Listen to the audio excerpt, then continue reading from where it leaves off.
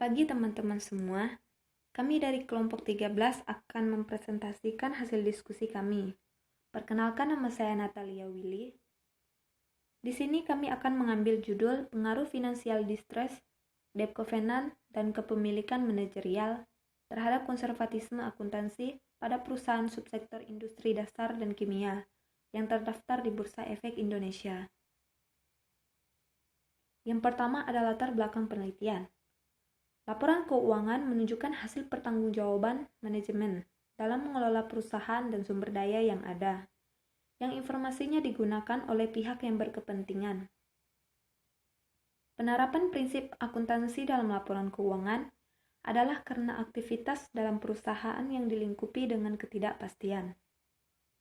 Konservatisme akuntansi didasari kehati-hatian.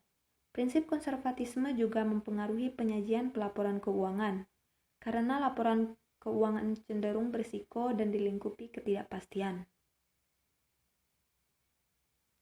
Financial distress, salah satu faktor yang dapat mempengaruhi konservatisme, di mana faktor ini terjadi sebelum perusahaan mengalami kebangkrutan atau terjadinya kondisi keuangan suatu perusahaan yang mengalami penurunan.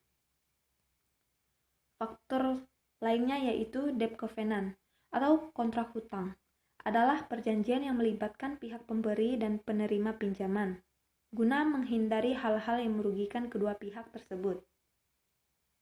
Selanjutnya ada kepemilikan manajerial. Berupa persentase kepemilikan dalam hal ini adalah kepemilikan saham perusahaan oleh seorang manajer yang menjadikannya salah satu pemegang saham perusahaannya. Berdasarkan uraian latar belakang tersebut, penulis tertarik untuk melakukan penelitian dengan judul Pengaruh Financial Distress, Debt Covenant, dan Kepemilikan Manajerial terhadap Konservatisme Akuntansi pada perusahaan subsektor industri dasar dan kimia yang terdaftar di Bursa Efek Indonesia. Selanjutnya ada permasalahan. Berdasarkan pada uraian latar belakang sebelumnya, maka dapat dibuat rumusan permasalahan sebagai berikut. Yang pertama, apakah financial distress berpengaruh terhadap konservatisme akuntansi? Yang kedua, apakah debt covenant berpengaruh terhadap konservatisme akuntansi? Yang ketiga, apakah kepemilikan manajerial berpengaruh terhadap konservatisme akuntansi? Selanjutnya, pembatasan masalah. Pembatasan masalah pada penelitian ini adalah sebagai berikut. Yang pertama, penelitian ini akan menggunakan data perusahaan yang sudah terdaftar di Bursa Efek Indonesia. Yang kedua, data perusahaan yang dipakai berupa laporan keuangan dan laporan tahunan yang terdaftar di Bursa Efek Indonesia pada periode 2014 sampai 2018. Tujuan penelitian. Tujuan pada penelitian ini adalah sebagai berikut. Yang pertama, untuk mengetahui pengaruh dari financial distress terhadap konservatisme akuntansi. Yang kedua, untuk mengetahui pengaruh dari debt covenant terhadap konservatisme akuntansi. Yang ketiga, untuk mengetahui pengaruh dari kepemilikan manajerial terhadap konservatisme akuntansi.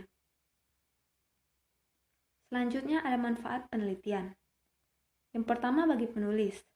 Penelitian ini bermanfaat untuk mengembangkan pengetahuan, pengalaman, dan ilmu yang diperoleh selama proses perkuliahan, dan menerapkannya dalam karya tulisan ilmiah yang bermanfaat untuk mengembangkan pola berpikir dan analisis. Yang kedua, bagi pembaca. Penelitian ini diharapkan bermanfaat bagi pembaca sebagai bahan referensi dan menambah wawasan tentang konservatisme akuntansi dan bagaimana faktor-faktor yang dapat mempengaruhinya. Selanjutnya ada kerangka pemikiran atau kajian teori.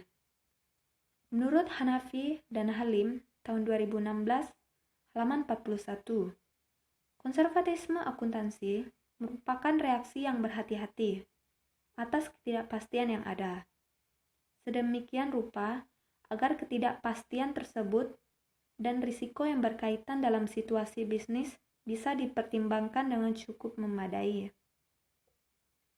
Selanjutnya menurut Iksan, tahun 2012, halaman 12.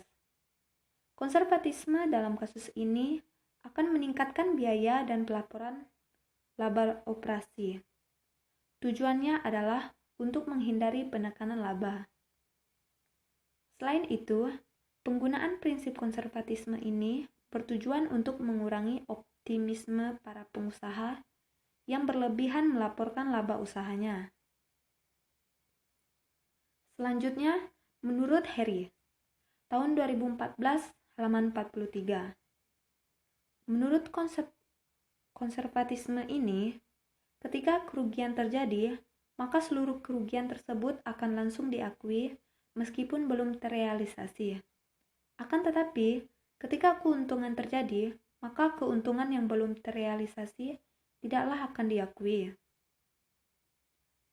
Hasil konservatisme yang sangat tinggi akan menunjukkan kualitas laporan keuangan yang buruk, yang berarti tidak baik bagi kelangsungan perusahaan, serta tidak dapat memperlihatkan keadaan perusahaan yang sesungguhnya. Salah satu faktor yang dapat mempengaruhi konservatisme akuntansi adalah financial distress, yang pada dasarnya terjadi. Financial distress tersebut karena adanya suatu kondisi di mana dalam perusahaan kondisi keuangannya mengalami penurunan atau kondisi sebelum mengalami kebangkrutan yang terjadi karena beberapa faktor, baik itu internal maupun eksternal. Selanjutnya akan dijelaskan oleh rekan saya. Baiklah, saya akan melanjutkan penjelasan dari teman saya, Natalia Willy, dan saya Katrina Limiati. Menurut Dewi dan Surya Nawa tahun 2014, financial distress terjadi jika perusahaan tidak mampu memenuhi kewajibannya dalam membayar utang kepada pihak kreditur.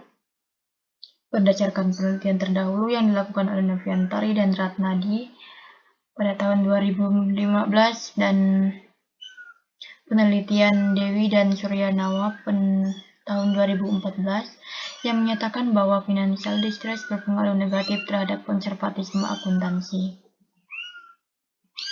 Debt covenant merupakan suatu perjanjian yang melibatkan pihak pemberi dan penerima pinjaman. Menurut Reskino dan Familiarni tahun 2014, semakin meningkat debt covenant pada perusahaan, maka perusahaan semakin mendekati batas yang ditentukan dalam kontrak utang. Apabila semakin ketat batas yang ditentukan pada kontrak utang, maka semakin tinggi pula kemungkinan terjadinya pelanggaran kontrak utang. Berdasarkan penelitian terdahulu oleh Reskino dan Familiarni tahun 2014 dan penelitian Septian dan Ana tahun 2014, di mana keduanya menunjukkan bahwa debt covenant berpengaruh negatif terhadap konservatisme akuntansi. Selanjutnya, kepemilikan manajerial merupakan proporsi atau persentase kepemilikan saham yang paling besar yang dimiliki oleh seorang manajer. Menurut Sari dan Lasmi Putra tahun 2019, kepemilikan manajerial merupakan pemegang saham oleh bagian pihak manajemen perusahaan. Semakin naik jumlah saham yang dimiliki oleh manajemen, maka pihak manajemen akan lebih berfokus pada persentase kepemilikannya, sehingga semakin tinggi prinsip konservatisme yang digunakan, begitu pula sebaliknya. Berdasarkan penelitian terdahulu oleh Septian dan Ana tahun 2014 dan penelitian Sari dan Lasmi Putra tahun 2019 yang menemukan bahwa kepemilikan manajerial berpengaruh positif terhadap konservatisme akuntansi. Model penelitian X1 financial distress berpengaruh terhadap konservatisme akuntansi. X2 debt covenant berpengaruh terhadap konservatisme akuntansi. X3 kepemilikan manajerial berpengaruh terhadap konservatisme akuntansi. Selanjutnya, hipotesis. Berdasarkan uraian pada kerangka berpikir tersebut, maka penulis merumuskan hipotesis penelitian sebagai berikut. Hipotesis 1, terdapat pengaruh negatif dari financial distress terhadap konservatisme akuntansi. Hipotesis 2, terdapat pengaruh negatif dari debt covenant terhadap konservatisme akuntansi. Hipotesis 3, terdapat pengaruh positif dari kepemilikan manajerial terhadap konservatisme akuntansi. Metode penelitian. Pertama, bentuk penelitian. Bentuk penelitian yang digunakan penulis pada penelitian ini adalah bentuk penelitian asosiatif. Kedua, definisi operasional variabel dan pengukuran. Yang pertama, financial distress. Financial distress diukur menggunakan model Z-score versi 5 variabel. Rumusnya Z-score sama dengan 0,717 Q1 ditambah 0,847 Q2 tambah 3,107 Q3 tambah 0,4220 Q4 tambah 0,998 Q5. Kedua, depth convenan. Depth convenan diukur menggunakan proxy leverage. Rumusnya leverage sama dengan total depth dibagi total aset. Selanjutnya, kepemilikan manajerial. Rumusnya KM sama dengan saham manajer dibagi total saham. Berikutnya, konservatisme akuntansi. Konservatisme akuntansi diukur dengan earning atau accrual measure menggunakan pendekatan accrual dari kegiatan operasi perusahaan. Rumusnya CIO sama dengan NIO dikurang CFO. Ketiga, metode pengumpulan, pengolahan dan penyajian data. A. Teknik pengumpulan data. Metode pengumpulan data menggunakan studi dokumenter. Yang kedua, data yang digunakan data sekunder. Yang B. Populasi dan sampel.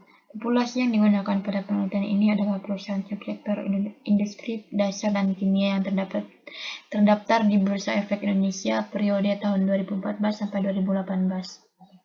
Sampel yang digunakan oleh penulis adalah sebanyak 8 perusahaan. Teknik analisis data, analisis statistik deskriptif, uji asumsi klasik, regresi linear berganda, analisis koefisien determinasi, uji F dan uji T. Sekian presentasi dari kami ucapkan terima kasih.